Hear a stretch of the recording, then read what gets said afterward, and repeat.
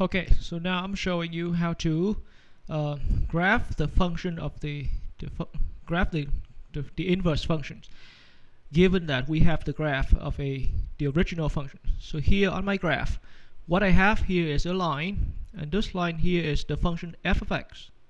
So for whatever f of x is, f of x has this graph, which is a linear line, and I want to graph the inverse functions based on this graph right here.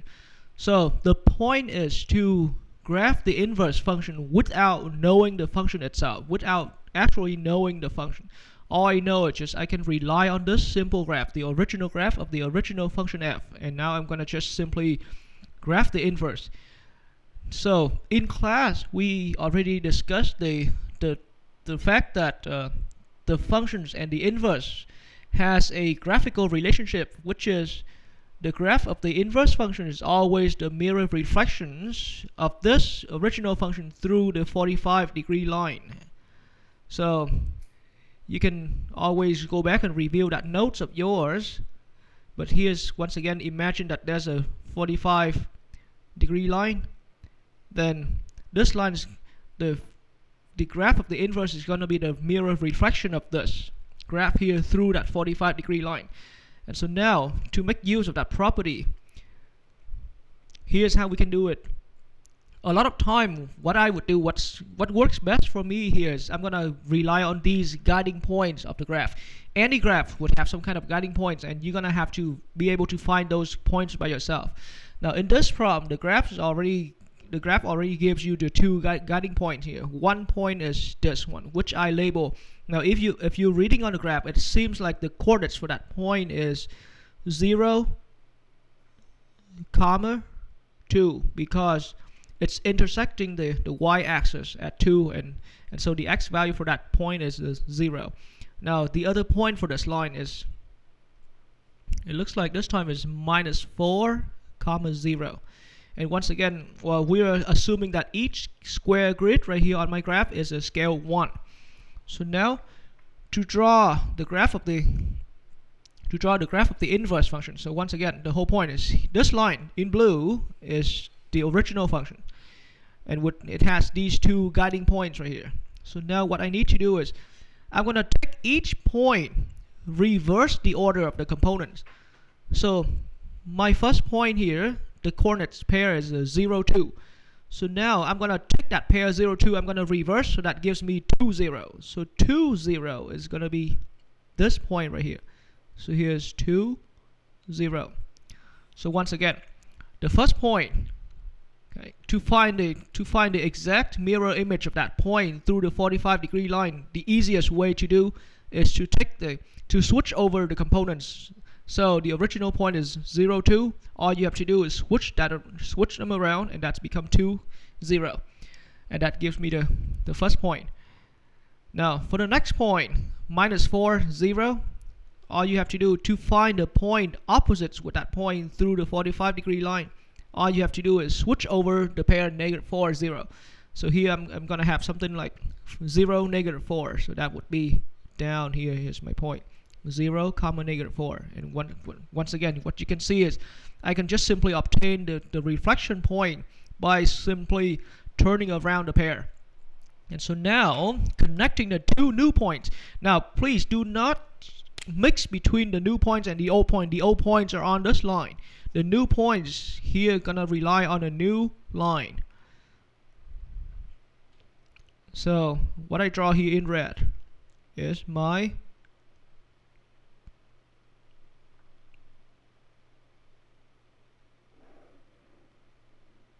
and that is my graph of the inverse function in red. So here, this function of mine is f inverse of x, and that's how we draw the inverse.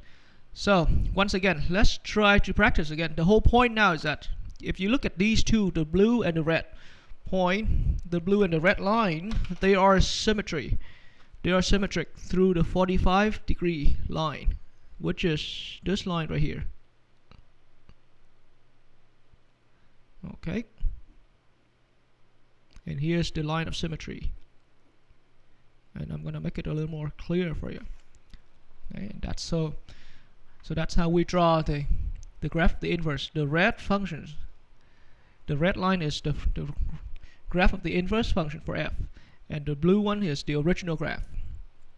Okay, so let's try it again in a different function. So here, this time I'm having a function given with a graph, just like that.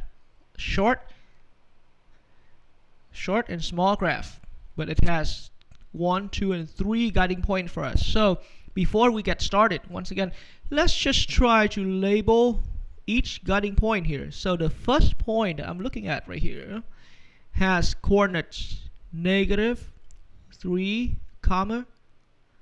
-3, 0.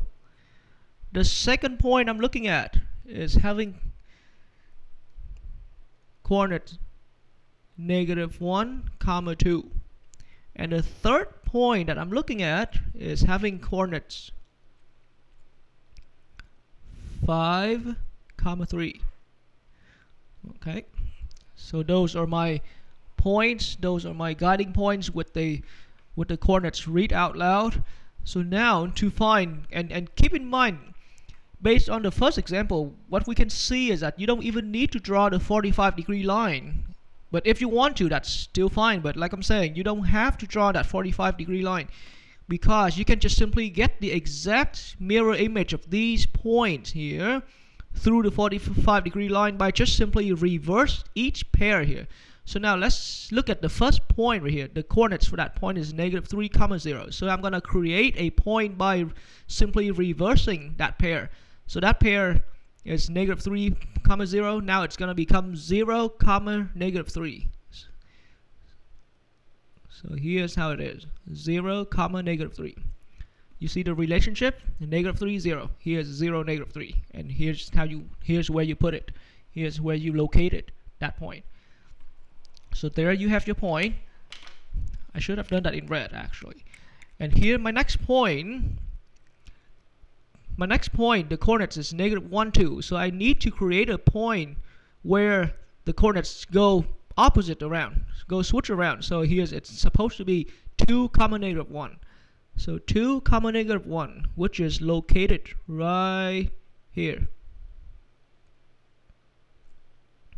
Okay, so here I need 2, -1, as opposed to -1, 2. Okay, and then the last point here what I'm having here is 5, 3. So I need 3, 5. So 3, 5, which is this point right here, 3, 5. And you can see that these points, if you look at the relationship between the coordinates, they are the reverse of each other. Okay, so now I can just simply connect the 3 new points that I created. So here, connect the 3 new points, and here's what I have for my new graph.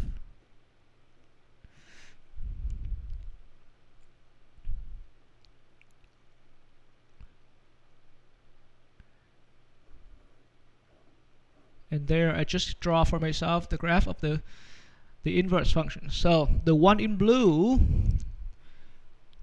but it could be a little hard to see on the screen itself, but the graph in blue is the graph for f of x, and the graph in red is the graph for the inverse. F of inverse is f inverse. Okay, so one more example. This time, let's say the graph can grow a little more challenging. We're looking at another graph, and once again, you don't even need to draw the 45-degree line.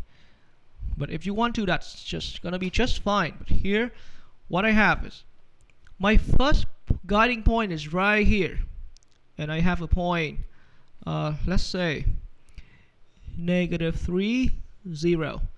My second point I'm looking at right there, if you can try to eyeball that as I'm doing, that would be good. But that point right there where my arrow is pointing at, that point is -2, 1.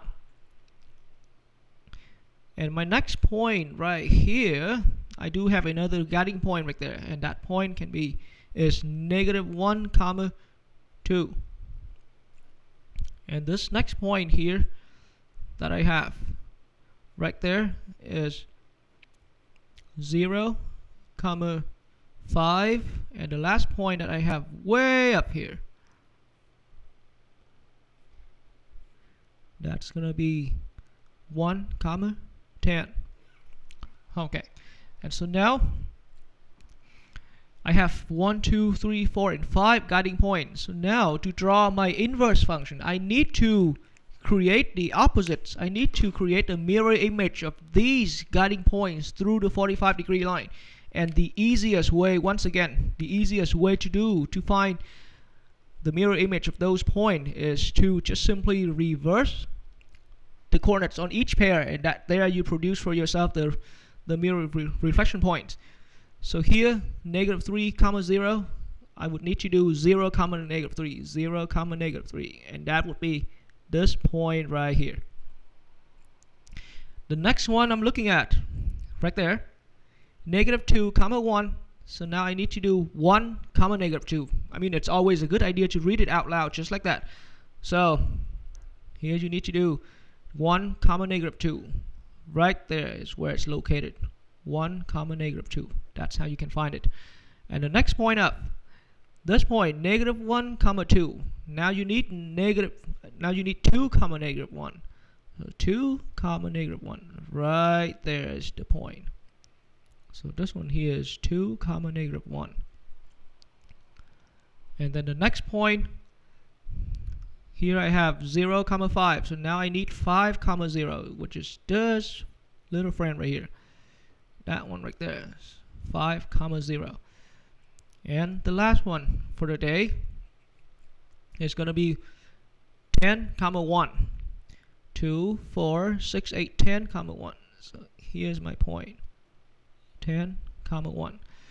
Okay, so now here I need to connect that using a little curve. Now I'm not artists, and you're not all artists here, so I can't expect you to get the precise curve, but then at least get something close and opposite. So here I need to draw a curve kind of bent out, and here it's bending inward, and here is how we keep drawing that. And now you can see that the red curve that I just drew and the blue curve, they have something special in them. They have a mirror image relationship.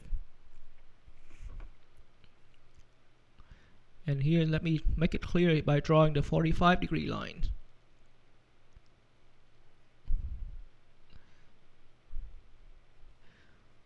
Okay, here's my 45-degree line.